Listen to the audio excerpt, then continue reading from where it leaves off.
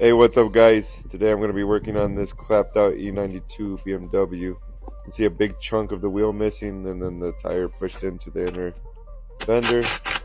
I did find some cheap 335i wheels to replace, but they're clapped. The whole car's clapped. I have no clue how this tire did not blow. It's just crazy. It's crazy to me. See where the tire was rubbing against the strut. The strut pushed into the steering knuckle.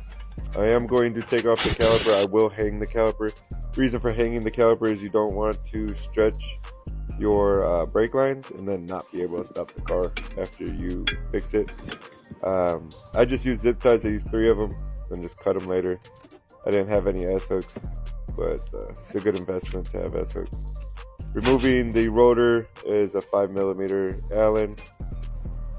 Now, while I am underneath the car, I am going to be replacing the lower control arm, the tie rod, and the thrust arm. I'm not sure if they were damaged at all. I just feel like it's a good idea to replace them. It's going to be a T40 and a 21mm socket.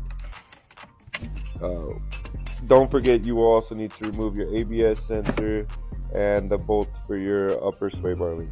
Now, I did find out that my sway bar is bent, so I will be having to replace that later as I don't have the part right now.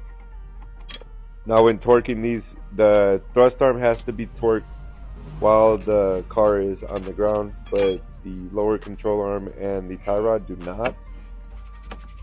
Also, don't forget the 3 bolts on top of the strut tower. Since this was bent, it was kind of a pain to get out, but we're good.